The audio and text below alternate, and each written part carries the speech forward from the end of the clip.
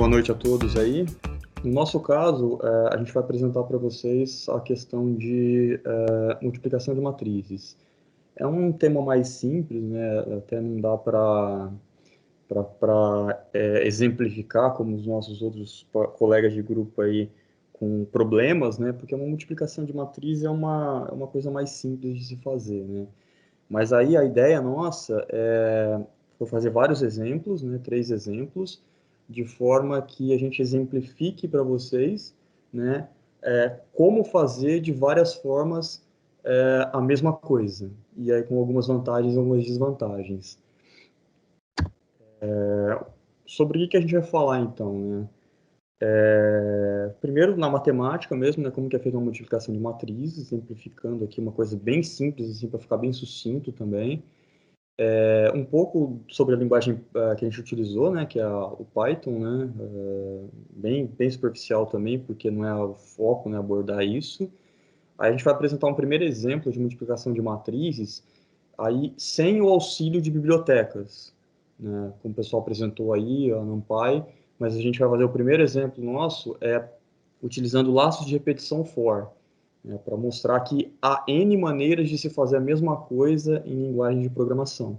O nosso primeiro exemplo, ele vai mostrar uma multiplicação de matrizes utilizando o laço for. E dados estáticos. O que são dados estáticos? Né? Dados estáticos são os dados escritos no próprio código-fonte, ou seja, não há interação do usuário. Né? Eu tenho lá números e a dimensão da matriz escrita no próprio código em Python, né? Depois eu rodo aquilo ali e ele me dá uma projeção. E isso é uma coisa estática. Depois a gente vai explicar um pouco sobre o que é a biblioteca NumPy, né? Algumas vantagens, as principais vantagens dela. Aí a gente vai abordar um segundo exemplo, né, que seria de multiplicação de matrizes também, mas aí já utilizando a biblioteca NumPy. Nesse momento aqui, vocês vão ver que, tipo assim, o código-fonte de imenso, ele vai ficar extremamente pequeno, né, utilizando a biblioteca, que é o interesse maior de todo programador. Aí a gente vai apresentar um terceiro exemplo de multiplicação, que aí já é com a interação do usuário, ou seja, não é mais dados estáticos. O programa pede para o usuário qual é a dimensão da matriz, número de linhas, número de colunas. Depois ele pede item por item dos valores de cada linha e cada coluna das duas matrizes e executa aí a multiplicação. Isso já passa a ser uma coisa mais interessante. E, por final, eu vou abrir aqui no meu computador e executar online aqui, através da IDLE do Python, né, 3.9, 64 bits, os 3 códigos fontes, para a gente ver que o negócio funciona de verdade mesmo, não é só falação só. Tá ok? Tá todo mundo ouvindo mesmo? Tudo ok, Éder. Vamos lá. Bom, essa era a parte que o Guilherme ia falar, né? Eu vou dar uma introdução aqui, mas é o que a gente viu em sala de aula, né? Como é que é feita a multiplicação de uma matriz? Bom, a gente tem lá uma matriz A, exemplo, ali, 1, 2, 3, 4, 5, 6, multiplicando uma matriz B, 1, 2, 3, 4, 5, 6 também, né? Aí existe aquela regra, né?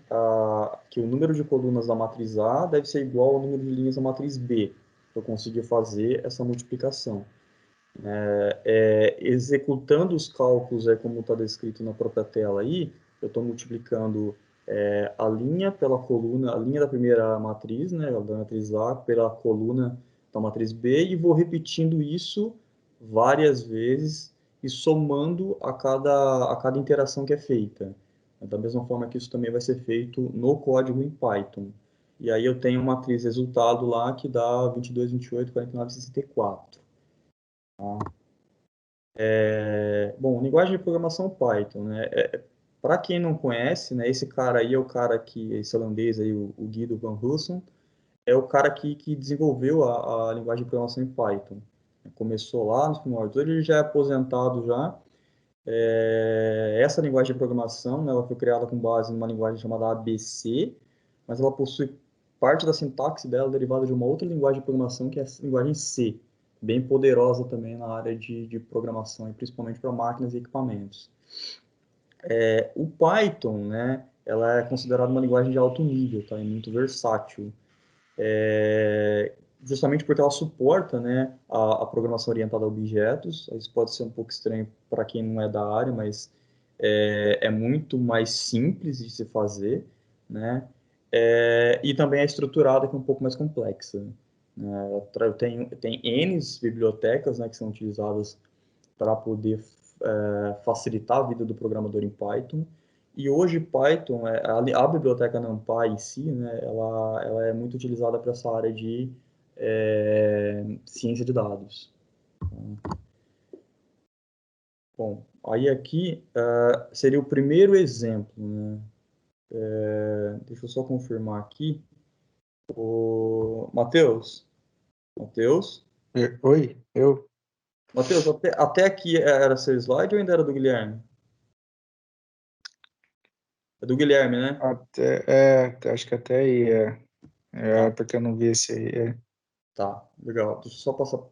Beleza, então. Bom, continuando, pessoal, desculpa, é que a gente está só se interagindo aqui porque aconteceu esse imprevisto aí. Bom, esse primeiro exercício, então, aí, né, ele apresenta o código de multiplicação de duas matrizes estáticas, né, com os valores escalares definidos em códigos, como eu já mencionei, e o resultado é impresso na tela, mas é impresso em uma dimensão. Então, se a gente começar a olhar o código em si aí, eu tenho lá a definição, né, uma matmul lá é uma definição, um nome qualquer, poderia ser qualquer nome aí, tá? De uma multiplicação de matriz, a qual eu tenho as entradas A e B lá, e aí depois eu faço as declarações de comprimento, né, que esse len aqui vem de lend, que é para definir o tamanho das matrizes. Né? Depois eu verifico a consistência do algoritmo, que é aquele assert para verificar se realmente o número de colunas de A é igual ao número de linhas de B, para poder fazer a multiplicação, caso contrário não seria possível. Aí eu crio uma matriz onde vai guardar o resultado, que seria essa matriz C. Né? Aí eu começo a primeira interação, né? É onde ele cria uma nova linha, né? E acrescenta essa linha vazia na matriz C. Aí depois ele faz uma segunda interação. Essa segunda interação, ele faz a adição de uma nova coluna na linha, né? E inclui, né, esse append aqui, inclui valores zerados dentro da linha da matriz C.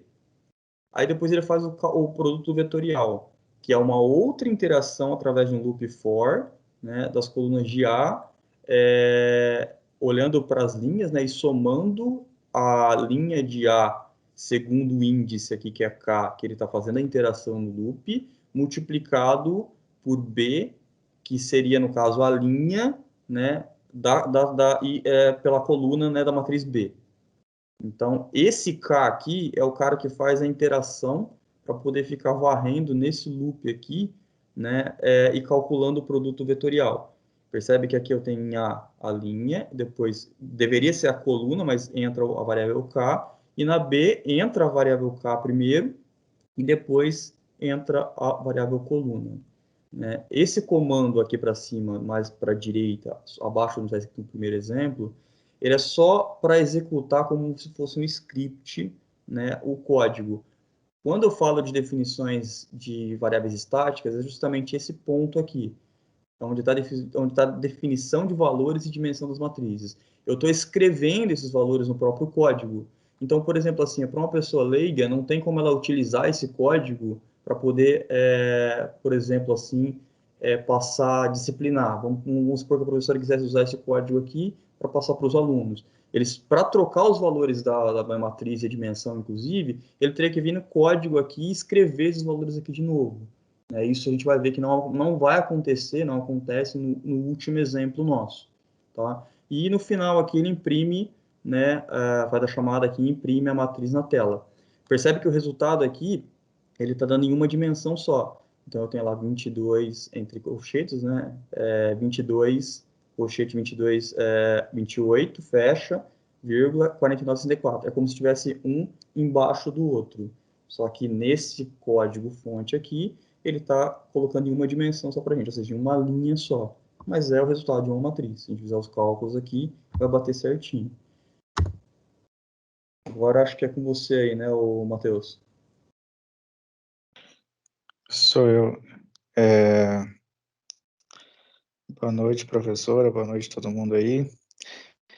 Falar aqui sobre o que já foi falado aí nas outras apresentações, né, que demonstra que é bem utilizada a biblioteca NumPy. É a biblioteca fundamental para aplicações científicas em Python. Ela oferece tipos especiais para representação de vetores e matrizes, além de outras ferramentas para álgebra linear e números aleatórios, né? O que seria interessante destacar aí é a questão da dimensão, né? Também, que eu vejo que é a grande vantagem, o grande diferencial dessa biblioteca, que ela, né, depois vai ser demonstrado conforme os outros colegas forem falando aí também, né? Como o Éder acabou de mostrar, foi feita a matriz, a multiplicação e apresentada em uma dimensão só, uma linha só. A biblioteca NumPy, ela já vai ter outras funções, né, bem mais complexas, bem mais elaboradas, e vai poder apresentar em outras dimensões, né? Como, né, achei interessante que o João falou aí também, né, que, enfim, várias pessoas já trabalharam nisso, já desenvolveram isso, né? E ela é utilizada também para resolver coisas bem mais complexas, como foi falado no grupo aí de sistemas lineares, né? Para resolver situações de multidimensionais. Principais vantagens: cálculos fáceis em termos de escrita de códigos e rápidos em termos de velocidade. Então, né, é fácil para operar, né, só tem que basicamente colocar os dados e os cálculos são feitos muito rapidamente. Os arrays NumPy, array é matriz em inglês, né? São usados para armazenar os dados de treinamento, bem como os parâmetros dos modelos de machine learning, aprendizado de máquina. Pode passar, Éder, por favor. Então, a gente tem aqui um exemplo de exercício para ser feito aqui utilizando a biblioteca NumPy com matrizes estáticas, quer dizer, a gente vai montar aqui a matriz, né? Ela não tem ainda a interação com o usuário, que vai ser visto posteriormente. Então, ele vai colocar aqui, você informa a sua matriz, você tem aqui a matriz A igual a NP, foi definido, né, classificado no NumPy como NP, array, e aí tem uma matriz com, com duas linhas e três colunas, né, linha 1, 2 e 3 e linha 4, 5, 6. E aí a matriz B, que é de três linhas e duas colunas, linhas 1, 2, linha 3, 4 e linha 5, 6. E aí é originada a matriz C, que ela é o resultado da multiplicação dessas matrizes A e B. E aí, ao lado direito, está impresso, né, como foi determinado, como foi colocado para ser feito, print da matriz A, da matriz B e da matriz C, que é o resultado da multiplicação das matrizes da matriz A pela matriz B, né? Aqui ele já faz essa verificação, né, de que uma condição para que haja a multiplicação de matrizes é que o número de colunas de uma tem que ser igual ao número de linhas da outra. Então, já há essa verificação através da biblioteca NumPy, e o resultado já é demonstrado aqui com a exibição das linhas e colunas, né? Em mais de uma dimensão, não é tudo numa linha só, como foi demonstrado anteriormente pelo Éder, né? Quando foi utilizado diretamente pelos códigos e pelo for do Python. É isso, a gente vai continuar agora. O Guilherme, né, vai estar dando um outro exemplo, dando andamento aí à apresentação sobre a utilização da biblioteca NumPy e multiplicação de matrizes. Lucas, é você, né, Pode, Lucas? isso, pode passar. Bom, Eu errei o nome, desculpa, é o Lucas. nada.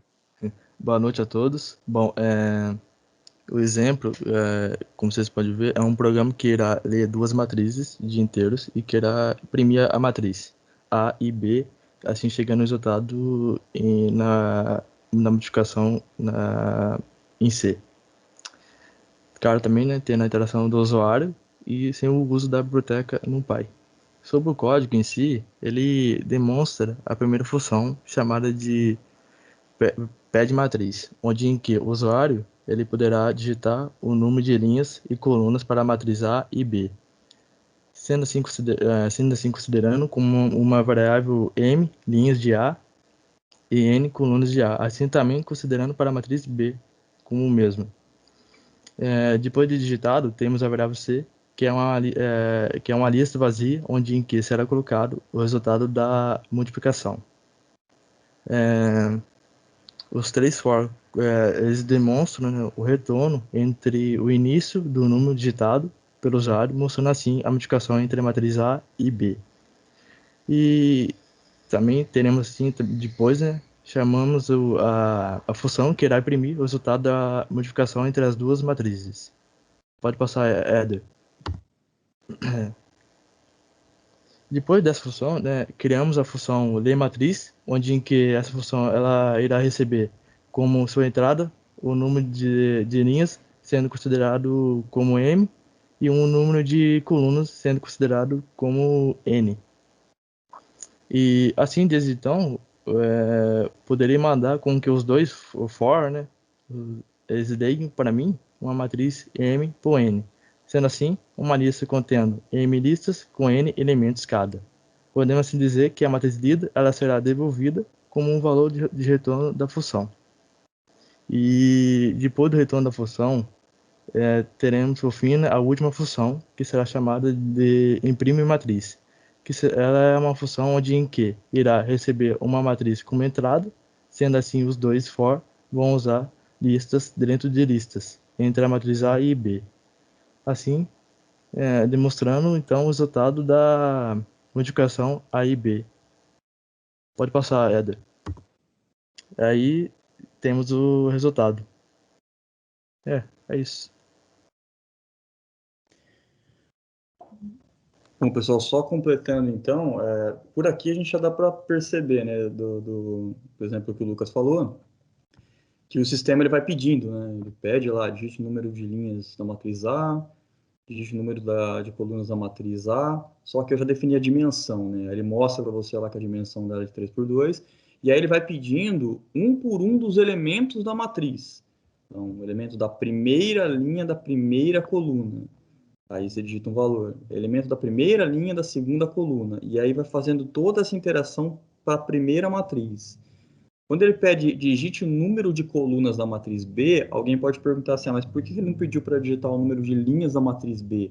Bom, porque o número de linhas da matriz B é igual ao número de colunas da matriz A. Então, é por isso que não existe essa questão. Ele já até define embaixo ali depois que a matriz tem dimensão de 2×7 com base no valor que foi digitado. E aí ele pede todos os itens da segunda matriz, né? Que começa lá em primeira linha, primeira coluna, e vai terminar lá embaixo, lá na segunda linha da sétima coluna, segunda dimensão que foi informada, né? E aí depois ele imprime o resultado da multiplicação de matriz A por B, que é esses números que estão aí embaixo. Então, agora a gente vai, mas já olhando assim meio por cima, então o que a gente pode presumir, né? A biblioteca NumPy é uma biblioteca poderosa, é uma biblioteca muito poderosa, mas em alguns casos há necessidade de você fazer uma coisa elaborada para justamente ter a interação do usuário, né, para poder conseguir interagir com eles. Esse código aqui que o Lucas mencionou, aplicou, facilmente poderia ter se transformado em um executável, disponibilizado isso para a professora Marcela e ela aplicar isso, né, com as próximas turmas, por exemplo, né, como exemplo de aplicação em Python. Por quê? Porque não vai ter necessidade alguma de modificar o código-fonte. É executar o código que o próprio código vai pedir os elementos da matriz e independente se esses elementos sejam valores inteiros, iguais estão especificados aqui, ou valores com ponto decimal aí, no caso de float. Fica bem dinâmico, assim. Então, há casos e há casos, né? Não dá para menosprezar o cara que escova bit, mas também não dá para menosprezar uma biblioteca pronta que foi pensada para trabalhar principalmente com essa área de álgebra linear e ciência de dados. O que eu vou passar para vocês agora aqui, bem rapidamente, é a execução dos 3 scripts, tá? Eu vou abrir aqui o primeiro exemplo. Vou minimizar a tela aqui só para não ficar muita coisa poluída aqui na tela. Minimizar esse aqui também, minimizar esse aqui, minimizar esse aqui. Tá. Então, esse aqui é o primeiro código. É o primeiro código com laços for, né? A matriz especificada aqui embaixo. E aí eu venho aqui e mando executar o código. Beleza. Me devolveu o resultado 22, 28, 49, 64, que é o que a gente apresentou lá nos slides. Ok. Esse programa aqui é um programa que aparentemente, poxa, mas fez um negócio muito rápido, né? Executou. Qual que é o problema desse código?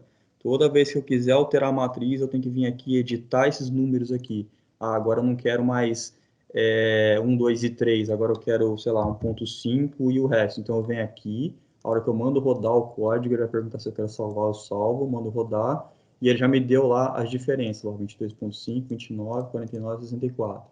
E toda vez que eu for alterar esses valores, né, que eu quiser trocar a minha matriz, eu tenho que vir aqui no código, salvar e executar. Então, isso seria a desvantagem aí desse caso aqui do exemplo 1, além do fato de não estar usando a biblioteca. Percebe aqui que a gente está colocando aqui, ó, deixa eu colocar aqui, ó, show number lines. Nesse código aqui eu tenho, ó, 38 linhas de código, certo? Agora, o próximo exemplo, que é o exemplo 2, né, ele faz a mesma coisa que isso daqui, mas olha só, aqui eu tenho 38 linhas de código. No exemplo 2, eu já tenho aqui, ó,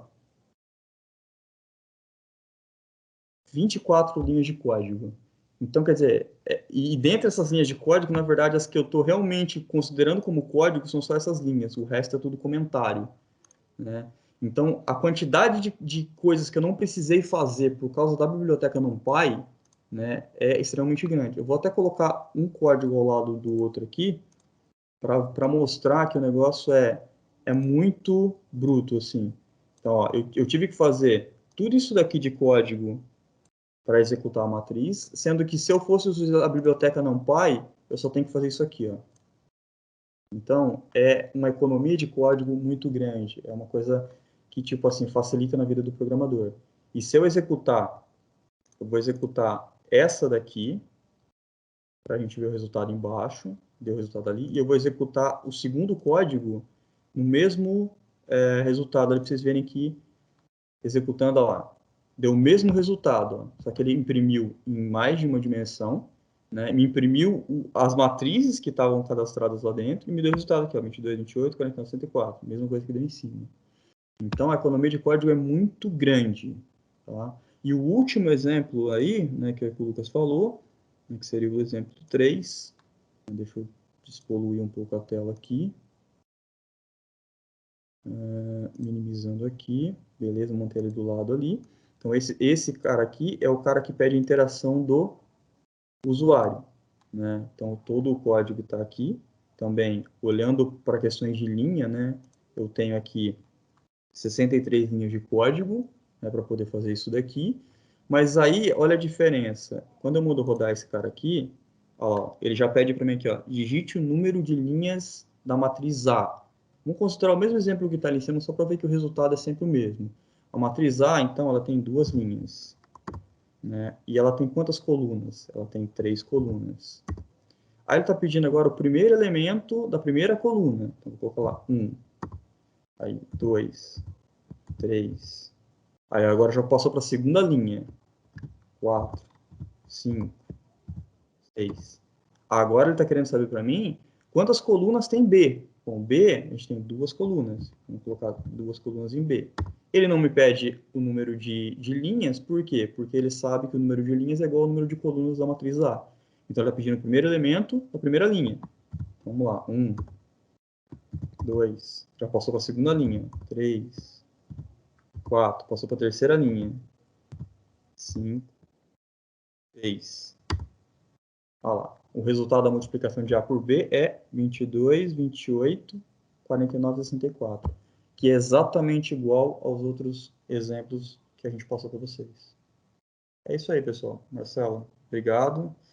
O que a gente tinha para falar era isso daí, né? Há várias formas de se fazer a mesma coisa. A gente aproveitou de um exemplo simples de multiplicação de matrizes, né? Mas para mostrar que às vezes a gente fica olhando só de um jeito de fazer as coisas, mas na verdade tem N formas de fazer a mesma coisa nessa área de programação. Obrigado.